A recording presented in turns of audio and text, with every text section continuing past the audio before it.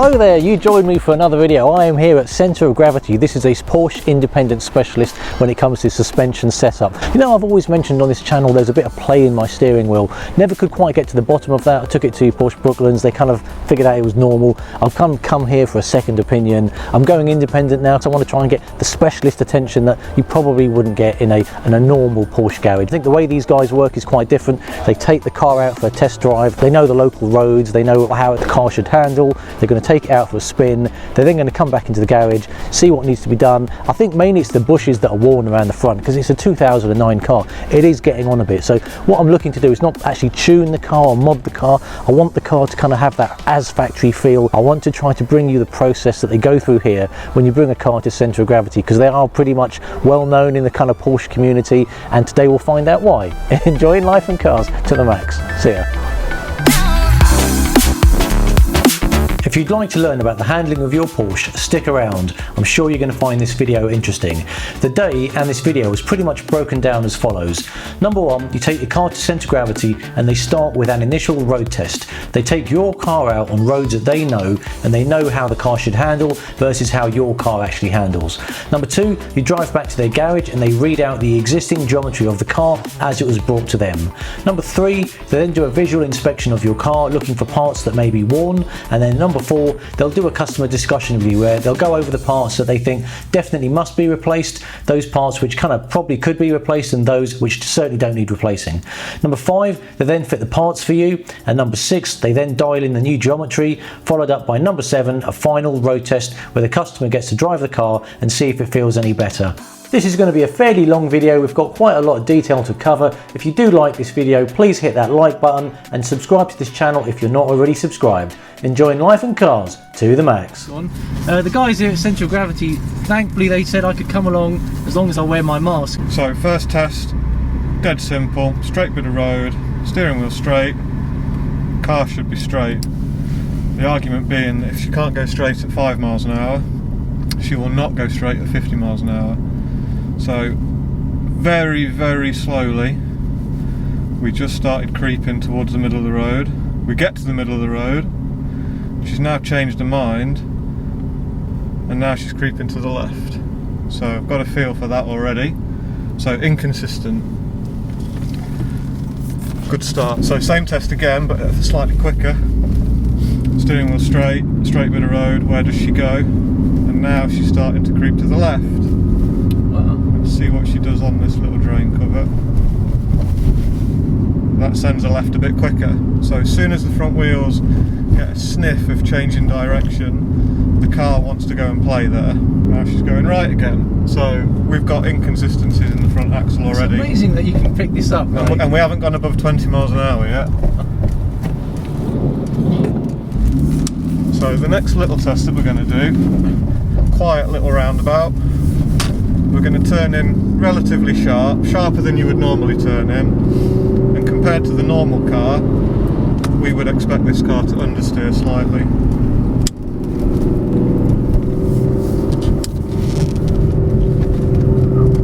Just a little bit of understeer, but not bad. Lots of tyre squeal, certainly nothing from the rear axle, nice and safe. Of course the Michelins give you a lot of that grip. Yeah. So what were you looking to highlight back there? Just that the car is safe and doesn't want to step out. Okay. Porsche designed this car to understeer from the factory, so that's what I would expect to find. Going over the broken surface, over the railway bridge, heavily used by lorries, as you can see. Subjective opinion, but the front of the car feels just a little bit tramlining. She just wants to pick out all the little lorry ruts and the drain covers and the imperfections in the road. Is that a feature of these tyres, by the way? Because I've heard the PS4s can do that a bit more. No, in my opinion it's a feature of the car more than the tyre. It kind of agrees with the you know, the 5 and the 10 mile an hour test where the car is inconsistent. She just wants to wander around, a little bit of a mind of her own. Obviously the faster you go, the worse that trait gets normally. What could that be an indication of? It's normally an indication of front geometry being set incorrectly, or possibly wear in your track rods or your steering rack, worst case scenario. But in our experience, it would be down to geometry or inner rod ends. So dual carriageway, like most British dual carriageways, for water runoff, they camber to the left-hand side. So I would expect the car to tend to the left, and she does. A bit quicker than normal. Normal for this car on this road is about 5 to 7 seconds, and that's more like 2 or 3. Yeah, it seems to be quite quick. Yeah, it's quite quick to the left. Now, obviously, a lot of people who aren't familiar with these cars will just say, "Oh, it's down to the camber of the road." Yeah, and there's a lot of people that will accept the way that that car behaves because they believe it's down to the camber of the road. As we go around the bend, you can see on the horizon it now goes to a right camber, so rainwater collects on the driver's side. Therefore, the car should fall right at the same rate.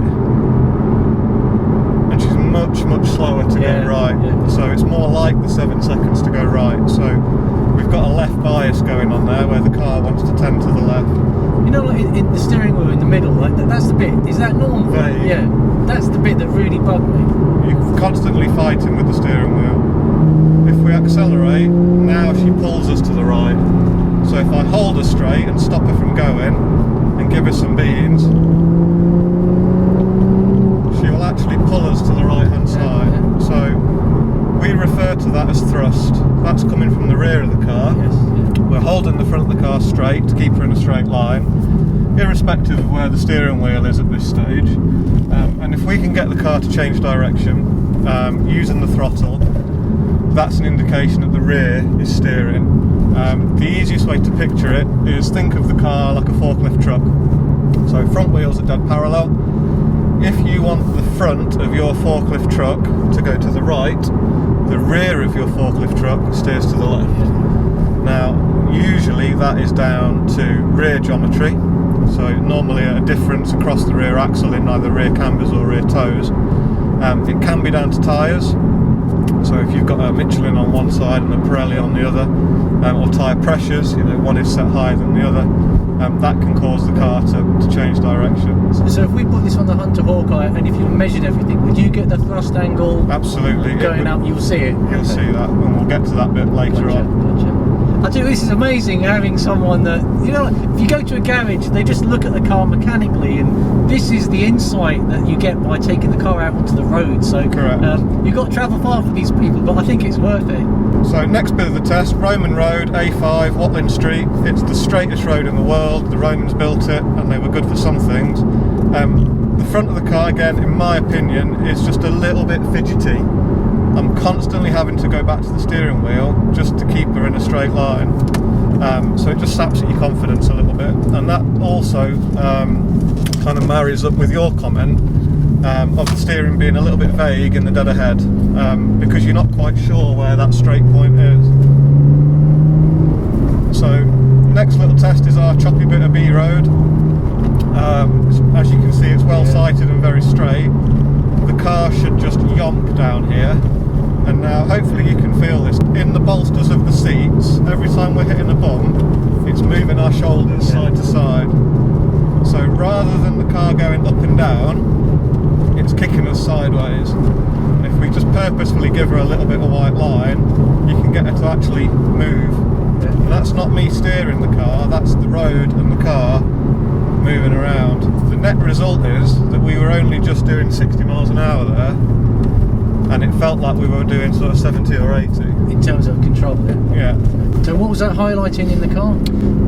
Ordinarily, that would be down to asymmetry in the cambers. So predominantly rear camber, because that's what we're feeling in the seat. So for argument's sake, if you've got 1.5 degrees of camber on the rear left and 2 degrees of camber on the rear right, when those rear wheels are hitting a bump, you've got different forces acting on the 2 different wheels, and the car will actually move sideways. The faster you go, the worse it gets.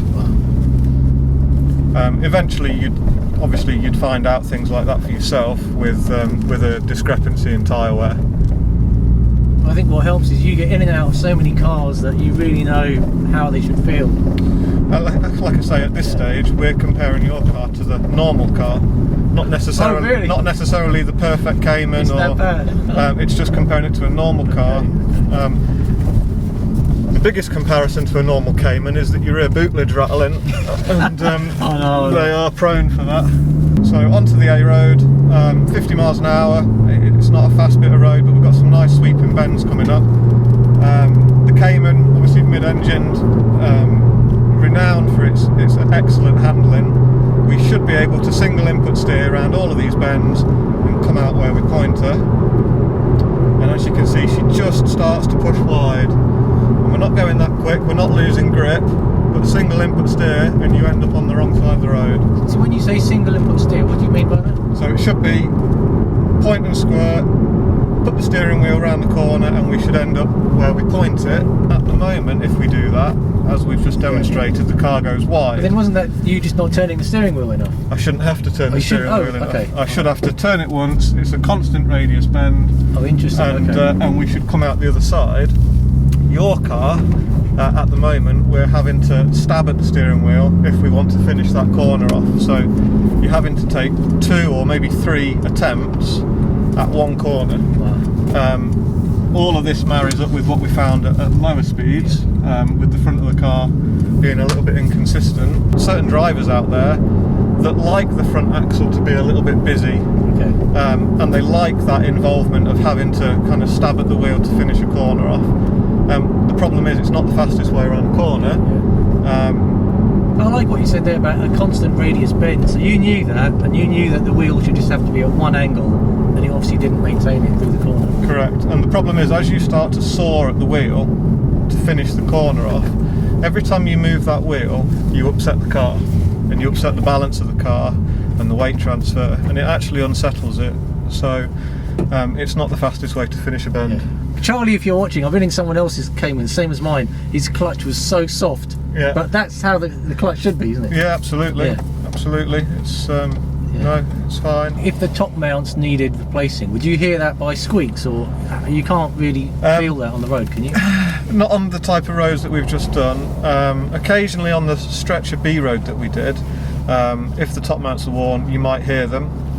We're going to get to a part of the test in a minute, once we get through these traffic lights, where we're going to go through Atherstone town, and we've got some sleeping policemen, which we're purposefully going to put the car on, and if we've got wear in top mounts or track control arms or bushes or things, they will rear their head on those types of tests. The top mounts tend to go through 2 stages of wear. The first stage is that you hear them squeak, which is when the bushes start to fail, they start to make a noise, and then the second stage is once the bush has failed, obviously the squeak then disappears, and then they start to knock. But that's sort of very worst case scenario. Most people, I would like to think, as soon as they start to make a noise, would do something about it rather than let them get any worse. We do have aftermarket top mounts that we've seen before. I shan't name the brand, but aftermarket top mounts for the 986, 987 and the 996, 997 two-wheel drive cars that will knock and squeak from new. No, it's great to get this sort of level of commentary, because this is not something I'd ordinarily get by visiting a garage. You go there, they say part ABC needs to be changed, and that's about it. And I like my physics and stuff, and geometry on a car, there's so many interrelationships between the different adjustments as well. It's remarkable how much geometry can play on the handling of the car. Absolutely, and as we said back at the workshop before we left, obviously the car had its alignment done last week. I guess there's a strong argument, some people might say, that there's no need to test drive the car, because it's had its alignment done. The alignment should be perfect and the car should drive straight. We've proven that that's not the case. The car has got some discrepancies from normal, and it doesn't do what that normal car should do, and the only way you can find these traits, not necessarily issues, that's the wrong word, but traits, is to drive the car. So if the thrust angle was really out, if you under hard acceleration, would that mimic itself more then? So if you were correct, yeah. So if you were at a set of traffic lights, 3, 2, 1, you've got some rude boy next to you, and you want to give him the beans, or you've got a lovely blonde sat next to you and you want to impress her, and you were to give it 3, 2, 1, go, the car would demonstrate a hard right pull at the moment. which is again our argument comparing it to the normal car. If it can't do the normal car things at normal car speeds, it's got no chance of doing the Cayman-esque thing. I guess I'm so used to driving just this car that this is all normal to me, so I guess it helps that this is the first time you've driven the car. And there's a lot of people that are like that. A lot of people will drive their car and think that it is fine, in inverted commas, or that it's normal. We have a lot of customers that come to us because they think that that's what they should do, not because they've got a problem with the car. They just think that, you know, I should bring it to centre of gravity because it's the thing to do, and not necessarily know that there's anything wrong with the car, and they know no different. Yeah. So a lot of people drive around issues. So you know, a car that has a tendency to pull left, if it's a motorway car, you tend to find a lot of people will drive with their elbow on the door pocket, their thumb in the thumb loop, and of course it stops it from displaying any of those traits. As soon as you start to let go and drive it fingers and thumbs, that's when things start to be noticeable. And sometimes all it takes is for the driver of the car to sit in the passenger seat, and then they feel it. Oh, it's great that places exist like yours, because obviously, like, I buy used cars, I don't buy them new, so I have to get them on the used market. So if I can make this car handle like you, it's a job done for me. 50 mile an hour, nicely resurfaced bit of tarmac, and we're just having to make small corrections at the steering wheel just to keep it in a straight line. So back into the town now, so we'll have a listen for any knocks, creaks, rattles and noises that we don't want to hear. So far, other than the boot lid, she's been lovely and quiet. Again, lovely and quiet over there. So on this type of speed bump, where the car ordinarily, as we'll probably demonstrate with the cars in front, would straddle the speed bump and go straight over the middle of it, that can actually stretch the car because it puts the wheels under opposite forces. So where you can, obviously try and go over a side at a time. So we take it in turns, lefts and rights, and we're listening for predominantly creaks on the speed bumps because we're going over quite slowly. We're putting each side of the car under quite an amount of force. It's quite a severe speed bump. Bit of interior trim squeak there, but wasn't suspension. Yeah, I've never really picked up squeaks from. That's what I think the dampers and the top mounts probably are okay, but. Well, we're going to test those separately when we get back to the workshop on our damper tester. I feel this is like, it's not just a geometry, this is like giving your car a suspension health check. It's correct. It's like the MOT, but just on the suspension. Absolutely. And some people will say that we're too particular or too anal or too picky, but the argument is that the car has to be right, and the only way that you can get it right is to make sure that the car is healthy. And that's not about spending money and you know, replacing every part on the suspension. It's just making sure that each part of the suspension is doing the job that it's designed to do, and that it can do that job efficiently and effectively, and that means having no wear. This model, the 987, as well as its big brother, the 997, and the 986s and 996s, have certain components on the suspension that are renowned for rattling. We refer to them as snooker balls. It's imagine you'd got sort of 3 or 4 snooker balls in a bag, and you were to rattle that bag around. And those particular components are very difficult to diagnose on a ramp, where this little test that we're going to do in a moment highlights them very easily, and we're very familiar with the noise. The other advantage is that we'll be going sort of 3-4 miles an hour, so very slowly. You can work out which corner of the car it's coming from and whether it's front or back. So this is our bit of Belgian cobble.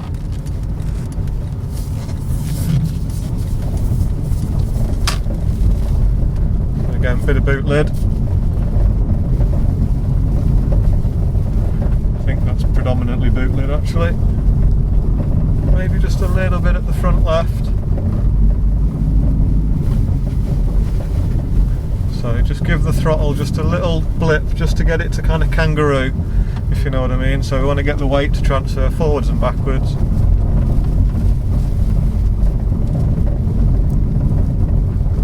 That sounds more plasticky, if I'm honest. It might be the pollen filter cover under the bonnet. And again, boot lid, but she feels nice and solid. So what would you say are the main things you picked up on during this drive? So I would say most of them are going to be an alignment issue rather than components. You know, certainly things like the fact that with the steering wheel straight, the car has a tendency to want to go left. On the dual carriageway, she has a tendency to want to go left. If you accelerate, she has a tendency to want to go right. And that play in the centre, is that track rod end? Potentially, could be down to ball joints on the track rod ends. Okay. However, I'll put my chin out there. I think that's going to be down to front geometry. Really? So that sensation of the vague spot in the dead ahead, or a bit of a dead spot, coupled with the fact that the front of the car wants to tramline slightly, coupled with the fact that she understeers slightly, and the fact that the front steering is inconsistent, and the fact that the car can't maintain a single input steer, is normally a really good indication that the front toes, actually front tracking, has been set to toe out. Wow. But we're going to find all of that out for ourselves now. Wow.